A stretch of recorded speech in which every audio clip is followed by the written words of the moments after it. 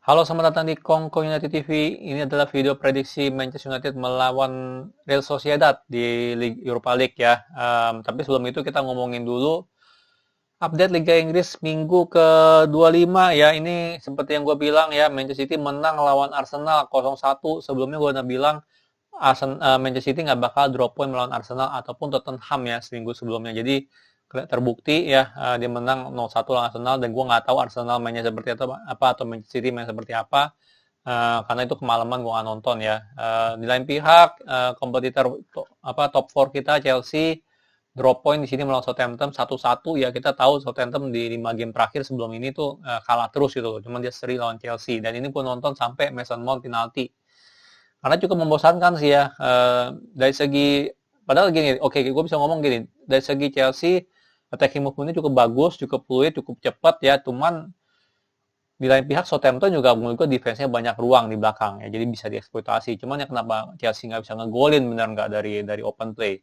Ya pertanyaannya kan itu. Kalau gue bisa bilang sih ya, emang passing-passingnya banyak yang salah di dalam kotak penalti, ataupun juga finishingnya masih nggak ya, pada sehari itu pun ya nggak inilah, nggak on point. Yang menarik ya, jelas menarik di pertandingan itu ada Hudson Odoi ya, baru main berapa menit itu udah diganti ya. Kalau menurut gue sih ini Tuchel sih main dengan api ya. Kenapa? Karena ya Odoi itu kan sebenarnya cukup bagus performanya di beberapa pertandingan terakhir, benar nggak? Bahkan dia gantiin Ziyech kan posisinya. Cuman ya diganti gitu, ya cuma main 20-30 menit itu diganti, itu sih menurut gua sih menjatuhkan moral banget ya. Ya bagus juga lah buat kita ya, kalau moralnya jatuh kan siapa tahu kita, karena kita bakal ketemu Chelsea kan selanjutnya, jadi siapa tahu keuntungan buat kita, benar nggak? Liverpool kalah lagi ya 0-2 lawan Everton. Nah ini gua nggak ngerti kenapa bisa kalah lagi. Ya nggak ada Van Dijk. Kalau teori gue sih nggak ada Van Dijk ya, itu nyebabin pergerakan si siapa namanya TAA sama siapa tuh lagi tuh sama Robertson tuh lebih nggak kilaf untuk maju. Jadi menurut gue Rio Firmansyah supportnya kemungkinan besar kurang dari wingback ya, kemungkinan besar ya. Karena selama ini yang gue lihat ya oke lah, mereka masih suka maju ya, tapi kalau pas ada Van Dijk tuh beda banget itu. Ini berdua tuh udah kayak nggak peduli gitu untuk mundur gitu. Jujur aja sih yang gue lihat ya. Cuman ya sekarang nggak ada Van Dijk, kelihatan dia lebih konservatif ya mereka berdua ya. Tapi gue nggak nonton, jadi gue nggak bisa ngomongin banyak. Di lain pihak Leicester juga salah satu kita punya kompetitor untuk top 4 itu, um, menang lagi 1-2. Berarti nilai poinnya hampir masih sama lah kayak kita ya. Jadi kalau kita bisa lihat di klasemen sementara Liga Inggris, Manchester City masih 10 poin beda sama kita. Kita masih sama nilainya sama Leicester 49-49. West Ham pun masih sama 45 ya, berarti bedanya berapa tuh? Bedanya sekitar 4 ya. Kalau sama Chelsea bedanya 6 karena dia seri. Ya, jadi lumayan lah, kalau Liverpool sih lumayan jauh lah, bedanya 9 ya, cukup jauh lah. Jadi di situ kita punya update ya, kompetitor kita sekarang ini Leicester, West Ham sama Chelsea. Terus siapa lagi yang kita bisa lihat nih? Tottenham kalah lagi ya, sekarang udah deket banget sama Arsenal nih. Tottenham nih. Ya, 3-0 sama 3-4 cuma beda 2 poin ya. Tapi ya Arsenal udah main 25 kali, bisa bayangin main 25 kali. Di atasnya Tottenham masih 24 ya. Aston Villa masih 23. Ya beda. Ya kalau gue bilang sih Arsenal mah ya dia bisa dapat Europa League aja sih udah hoki lah, kalau gue bilang sih. Udah cukup bagus gitu loh untuk musim ini ya. Karena kita bisa lihat lah, walaupun Chelsea 4-3, formnya beda jauh gitu sama mereka gitu. 4-3 sama 3-4 tuh beda berapa tuh? Lumayan itu, bener nggak? Lumayan. Ya lumayan lah. Lumayan jauh lah gitu bedanya. Kalau gue bilang sih udah berat ya. Arsenal masuk ke Europa League sudah berat. Kalau misalnya mereka bisa, itu hokinya sih udah selangit lah kalau gue bilang. Karena di atas-atasnya dia nih mainnya tuh udah 24, 23, 24 ya. Dia udah 25. Sementara di bawahnya nih Leeds masih 24. Ya kalau Leeds menang ya berarti dia turun ke papan bawah nih. Ya, jadi gitulah ya. Anyway, kita masih masih on point untuk top 4, cuman performa semoga semakin bagus ya. Oke, sekarang kita ngomongin dulu lah Europa League ya. Nggak banyak yang bisa diomongin ya di game pertandingan ini ya, prediksi pertandingan ini. Kita udah menang 4-0, 0-4 sorry, di kandang Real Sociedad. Jaraknya udah cukup jauh ya, 4 gol itu cukup jauh, dan kita menurut gue sih nggak mungkin kita kalah 4 gol, itu nggak mungkin lah gitu. Seandainya kalah pun ya lawan Real Sociedad di Old Trafford tuh nggak mungkin kita kalah sampai 4 gol gitu, ataupun 5 gol ya. Jujur aja sih nggak mungkin lah.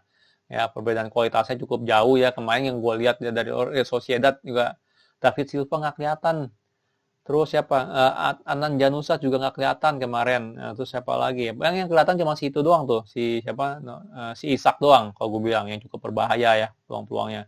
Sisanya Orizabal atau siapa juga nggak kelihatan ya. Jadi menurut gua sih ini saatnya kita istirahatin pemain-pemain kita ya, pemain-pemain tim inti kita ya harus istirahatin. Jadi makanya lu lihat di tim yang gue pilih ini um, ya lumayan banyak lah perubahannya dari tim inti ya. De Gea diganti Henderson udah pasti ya, karena gue yakin banget Henderson itu khusus Europa League sama ya yang sama kompetisi lain lah kecuali Liga Inggris. Di kiri salah nih bukan Shaw nih.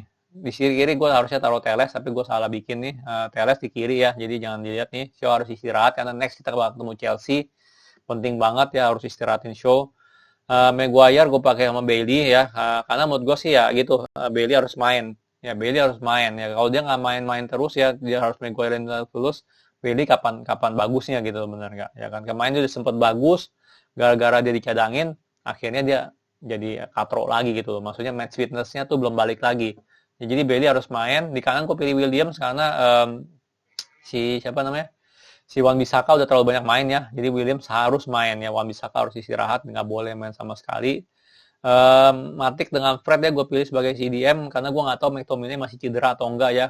Kaget juga sih kemarin dengan main lawan Newcastle, jadi gue pilih Matic sama Fred dulu. Gimana dengan Van de Beek? Gue juga nggak tahu Van de Beek cedera atau enggak ya, jadi ya sementara ini Matic sama Fred dulu di sini. Attacking option gue pilih Martial di kiri, playmaker Mata, kanan James, striker Greenwood ya, ini yang gue pilih. Pertanyaannya karena Cavani main nggak? Nah, jadi sekarang gini kan gue nggak tahu nih, press call-nya belum ada, jadi gue nggak tahu Cavani, McTominay sama Van de Beek bisa main nggak ya. Kalau seandainya Van de Beek bisa main, bolehlah dia mainin gantiin Fred misalnya gitu loh ya kan. Atau McTominay bisa main, bolehlah McTominay sama Van de Beek sebagai holding midfield tuh boleh kalau gue bilang ya. Tapi gue nggak tahu mereka bisa main atau nggak. Cavani kalau fit menurut gue juga jangan main ya, karena kita perlu dia. Kita perlu dia di lawan Chelsea nanti ya. Seandainya main pun ya menurut gue main sebagai super sub aja lah atau apalah gitu, biar anak muda dulu yang main ya. Gimana dengan Diallo?